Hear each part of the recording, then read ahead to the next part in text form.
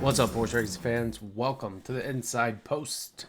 This episode, we're looking at the Breeders' Cup Classic, Race 8 for the Del Mar meet, Saturday, November 2nd. Yes, the Classic. Let's look at these long shots in here and see if we can pick out one of these big price horses that could come in, play spoiler, or just give us a nice win, play, show wager on the card. So, obviously, we have the likes of Forever Young, Fierceness, City of Troy that are going to be a little bit lower odds and not have much value in there. However, we want to find some value of 10 to 1 or better. So, kicking it off, we have number 2, Highland Falls, currently 20 to 1, Brad Cox, Luis Saez, winner of the Jockey Club at Saratoga, 104 speed figure, has some pretty good speed numbers. The workouts look fabulous coming into this race, as you can see, kind of 6 out of 39, 1 out of 30, 5 furlongs in both of those in 1 minute, going breezing, I believe. 20 to 1, I feel like, is not much respect for Highland Falls after what this horse has came out of. 2 seconds, 2 wins, grade 3s and grade 1s, 1 grade 2 Oaklawn handicap. So comes back in here in a pretty big race, pretty big spot, but has the pedigree for this type of distance, has this pedigree for this type of race. Brad Cox giving Luis Saez the nod in here is kind of interesting. So we should see maybe a surprise pace in here from Highland Falls of getting out early with the hard riding Saez.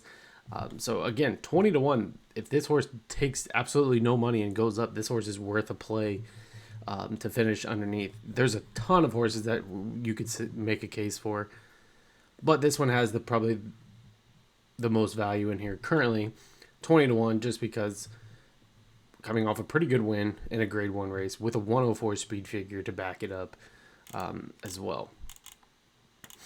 Senior Buscador, kind of one that's kind of fallen off the opposite way, 30 to 1 right now for Todd Finch. Joel Rosario will get the leg up in here.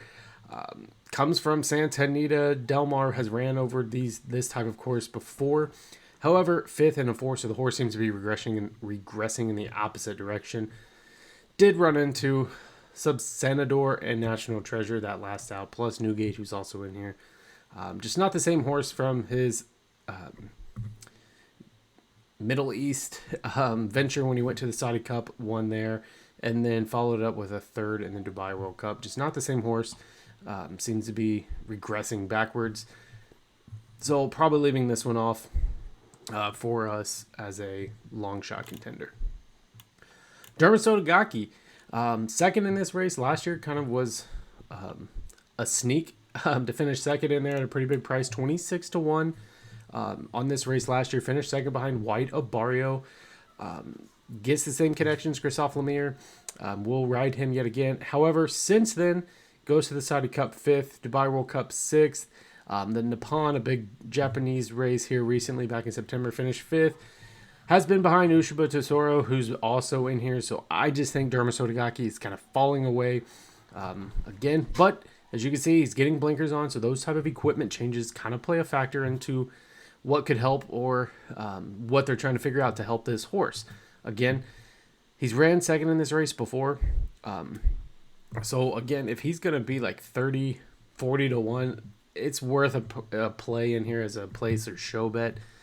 Just because you never know for sure. Just because he's been running with some pretty good horses. Obviously, Ushiba Tesoro over in Japan and Dubai. So take a stab at this one. Again, like I said, he's finished second in here previously.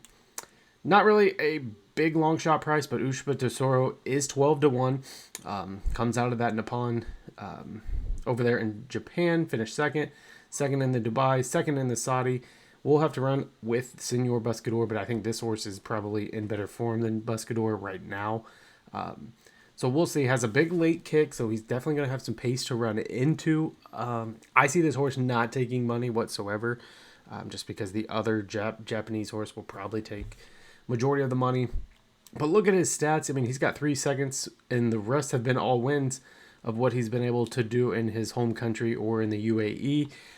So a fabulous track record, 35 races, 11 wins, 4 seconds, and 5 thirds. So definitely one that could be as a board hitter in here to probably use as your trifectas, deep superfectas, just because the horse can run on and is going to be a late runner, and I think we'll have something decent to run into.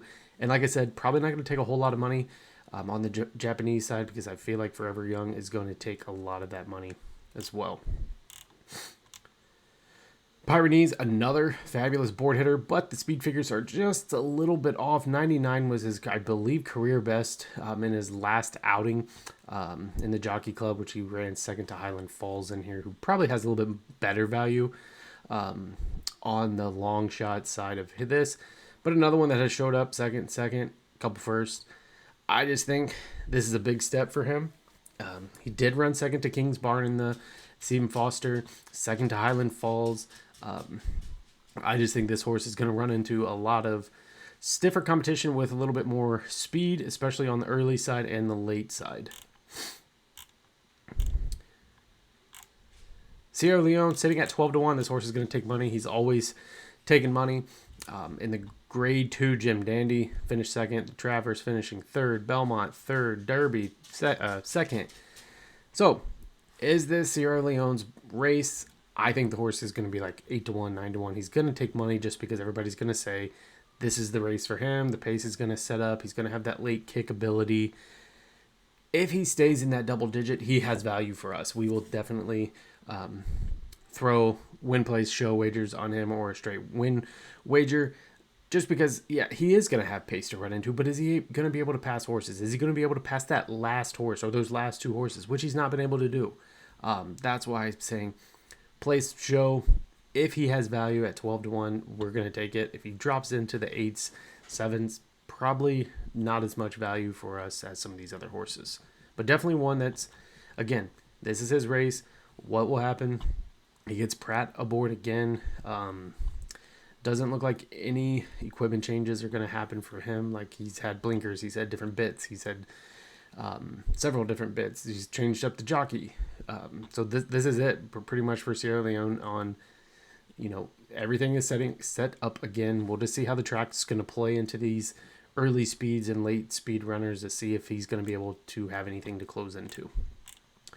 Arthur's Ride, definitely tremendous value if he stays at 15-1.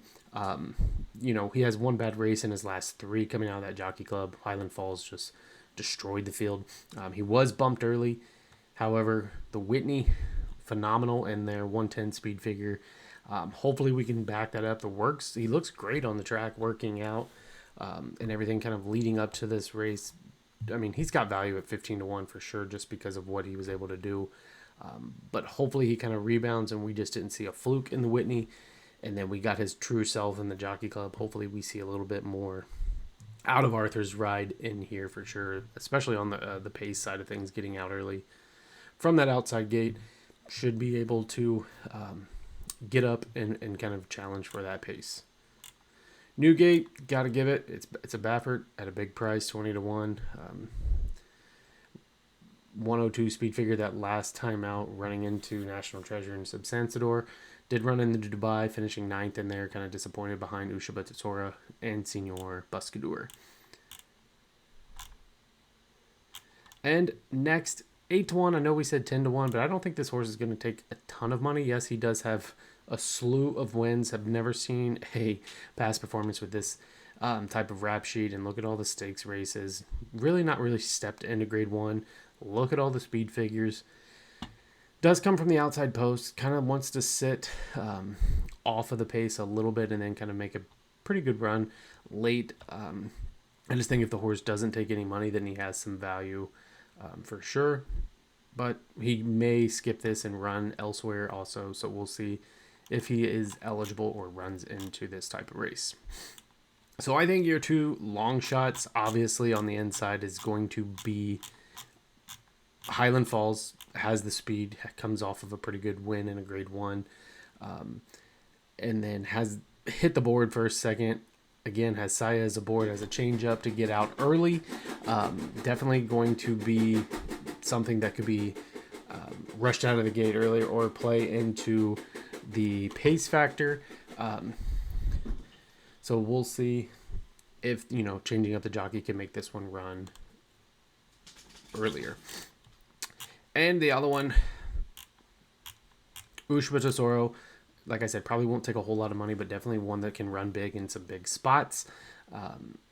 Has another one, late speed, should have something to run into. Definitely going to have some early pace because there's some pace horses set up. Great value because this horse probably won't take a whole lot of money. So definitely kind of rope this one in. And Sierra Leone. I think Sierra Leone has value here at 12-1. Just look what the horse has been able to do. Obviously not win, but definitely is a board hitter on there, and that's kind of what we use for long shots. We want them in the exactas. We want them in the trifectas. Just hopefully some of these others take money and just leave Sierra Leone around this 10-1 mark to kind of leave up his value. And we'll see if this is his race that, he's been waiting for to run big in the Breeders' Cup Classic. So there's kind of our rundown of some long shot picks to take into consideration and kind of some reasons behind it. So everybody loves a good long shot, so we'll hopefully see something big running on the Breeders' Cup Classic card for sure, and hopefully we have a big running for the Breeders' Cup Classic. So make sure to subscribe, like down below. Thanks for watching, and hopefully you win big.